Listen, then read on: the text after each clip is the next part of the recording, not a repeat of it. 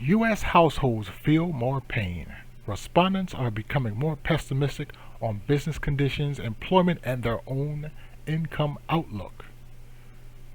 OPEC said to be ratified and planned to raise August oil production by 648,000 barrels per day.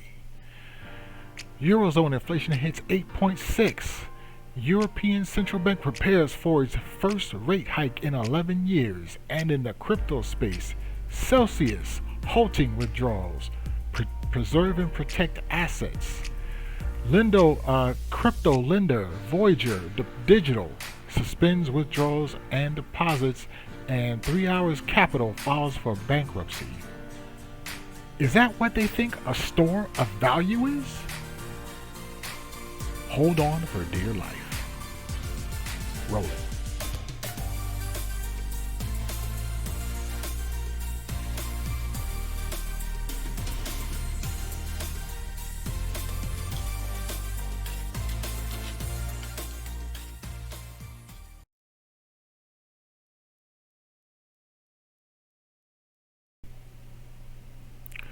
Hey ForexMilitia, Parsival here. My sympathies go out to the people who got caught at Voyager Digital, 3 Hours Capital, and with the Celsius token. Hey, I hope you guys come out with something. Okay, so let's get on to the calendar for this week. And we have the CPI on Monday. Oh, before I forget, this is for the week of the 4th to the 8th of 2022. July. Okay, so let's get to this. The CPI from the Swissy is on Monday. The Aussie cash rate, they are raising by 50 basis points. The JOLTS job openings is coming out on Wednesday. The ADP on Thursday.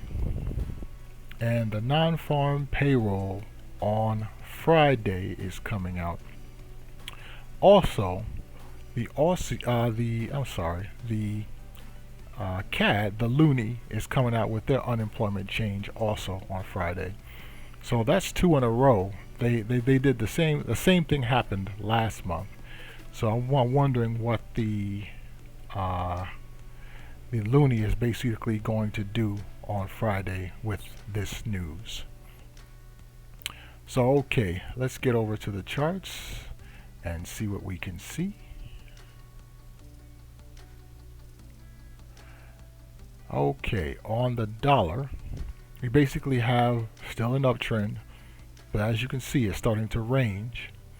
So there's some consolidation and some divergence going up into these levels.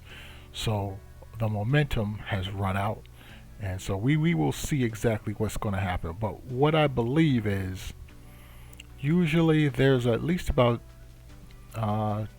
3 to 4 divergences. I'll say 2 to 3 divergences. So this is one. This is the first one. So there'll be a 2 and a 3, and possibly on 2 or 3 we will get some retracement back down into these levels down here. Okay, so that's the dollar doing what it's doing. On the US 30, the Dow Jones basically just bounced off the 200, but I was looking for it to get down to this level. It is so close to this level right here. This is the top of the 20 decline, right? Recession, yeah. So basically this is COVID-19 over here, and it basically fell, and I'm looking for it to hit that top before any rebound is basically going to be achieved right now. It got very close to there, within like about 100 points, but I wanted it to basically really touch off from there before I actually would like to take any long positions. So right now I'm still short. right? And I believe what'll probably happen is we'll get some divergences going down. Where right now, this is, as you can see, we're in the first divergence. So I'm looking for 2 or 3 to happen before there's going to be a rally to the long side. Okay. On gold, oh, something else. Going over the COT, right? It says longs, adding to longs and adding to shorts. On the US 30, it is short, reducing shorts and adding to longs. Okay, so they're actually looking for it to turn, to make some type of return possibly. And then gold is long, an addition to longs, and a large addition to shorts. Okay, so I am looking for this to actually, I'm going to stay long on this, and I'm looking for it to bounce off of this level. It is looking very, very short right now. Like the positioning and the trending on the lower time frames has this extremely short. But the COT has the big money keeping this long. Okay. On Bitcoin, Bitcoin is slightly long. It's, you know, it's a small margin. Usually I put up the COT in the lower left hand corner of this of the chart, just to let you see what's going on. So you can look at that. And my positioning is, I am looking into I have some Bitcoin, and I'm looking to basically sell and get out on the next rally. If there's a rally that comes through, I'm looking to get out. I'm serious. I'm going to go flat. So I'm going to just wait for Bitcoin to basically go through this crypto winter, through this recession, and then I'm going to get back in later. On oil, oil is looking like it hit a double top, and it was a divergent double top. Okay, so it's looking like it's going to fall from here. The targets would be, okay, last week I said it should be around 60-ish, right around this area. I have this measurement here, and it's from here down to here. So in this area of 60 that it should come down into. Okay, and as you saw earlier with there's going to be an output increase of 648,000 barrels per day coming out of OPEC. So that should bring the price of oil down somewhat. Okay. Also, on oil, there is the release of 1 million barrels a day coming out of the strategic. That's not going to do much. Buying is trying to help. Okay. You know, it's an attempt, but that's really not going to do anything. Okay. On the loonie, we have this here going into staying within a range, and the COT has this long. They're adding to longs and reducing their shorts, so we are looking for this to go long. On the shorter term, on the sentiment, the retail traders are short while the smart money is long. On the euro, we have this going short. It actually got all the way down to 104, right? And it's basically, I believe it's going to look to bounce, but there might be another divergence or two going into it, just like what we saw on the dollar, that it will diverge a little bit and then pop back up, and then this will rally, right, while the dollar declines. And then on the pound, once again, the same outlook. This might diverge down, and basically after the divergence, it will actually pick up and rally. Okay, and as you can see, the smart money is short, and they're adding to longs but reducing their shorts. So they're looking like they're looking to turn this around too. On the euro, it is they're short with a heavy reduction to longs and a reduction to short. So there you go. Okay. So that is it for that. And now what we're going to do is we're going to move on to the TradeMiner picks of the week. I have stock, I have Forex, and I have a futures.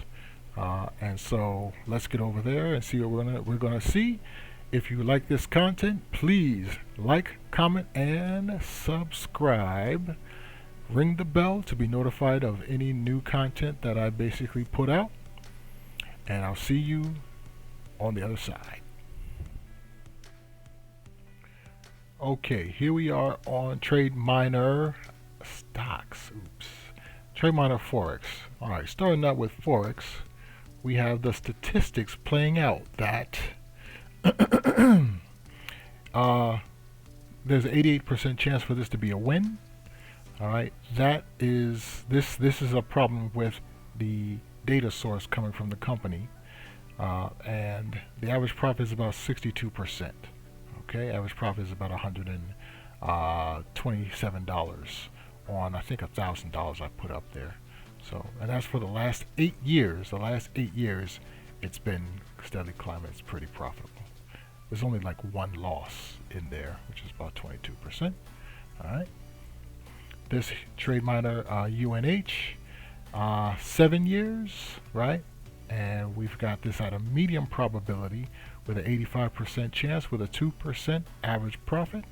And average profit is about $265. Alright, and then we have TradeMiner futures.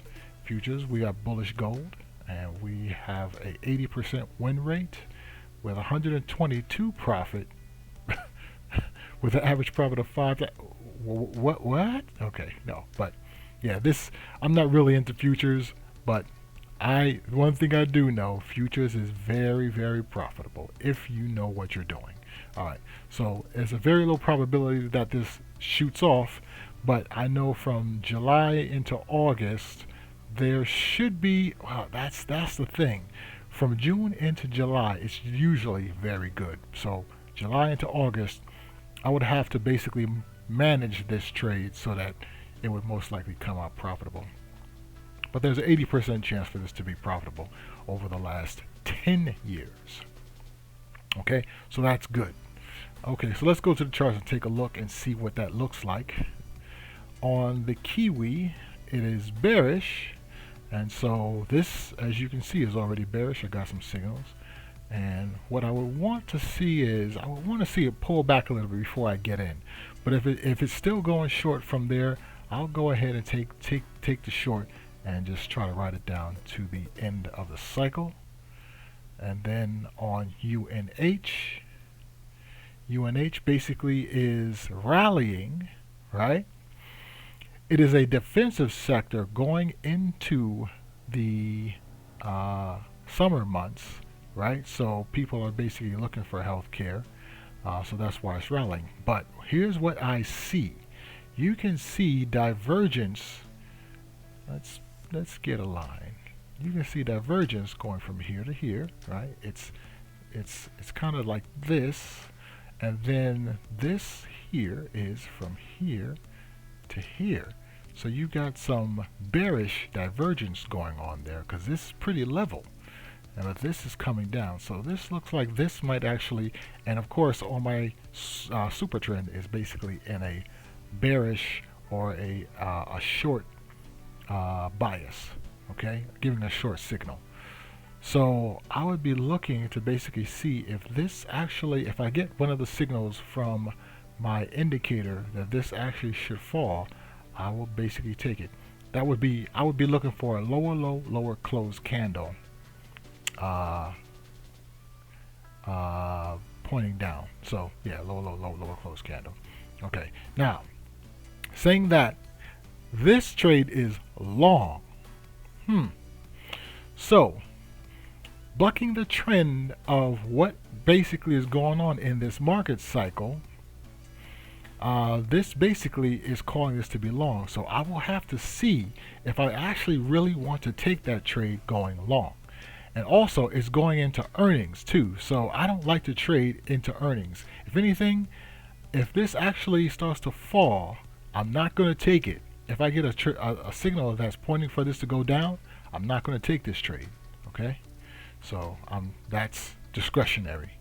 So here, over here on gold, we've got this going long and this going long, and we can see that my super trend has this going long, right? Okay, so you've got basically divergence coming in, right? You've got divergence coming in and a little bit of consolidation coming in. So we'll have to see exactly what happens during this week to see what actually goes on, because you can see divergence coming in here a little bit. I drew that. I didn't draw that line. There we go. A little bit here. I can't even really call that divergence. That's okay. I'll take that off. Nope, got that wrong. I admit it. My culpa. All right. So let's move on to the review. Review says that I took a trade in oil. That basically I took a long trade because it looked like it was setting up for a long trade. But I'm going to have to probably next week take this out, because I believe because of the fundamentals that came in that they're going to be increasing barrel production or output by that 648,000. So yeah, I believe oil is basically going to start coming down. Okay, so that's going to help out a lot of people around the world. Okay, so this is going to have to go bye-bye. All right, and we've got this trade of the pound Aussie on, which was from last week, right? The pound Aussie, right? Or 2 weeks ago. And then Honeywell was one of the other ones, right? So let me go take a look at Honeywell. I don't think that did not fire off. Okay, right. It was a long trade, and as you can see, Honeywell has been falling. So I did not take that trade. Okay? Okay. So with that, I'm going to say knowledge is power, be power hungry, and power to the people. And then, like I said, if you like this content, please leave a like, ask me some questions, leave some comments, and subscribe, hit the bell to let you know when I put out new content. And so this is Parsival, signing out.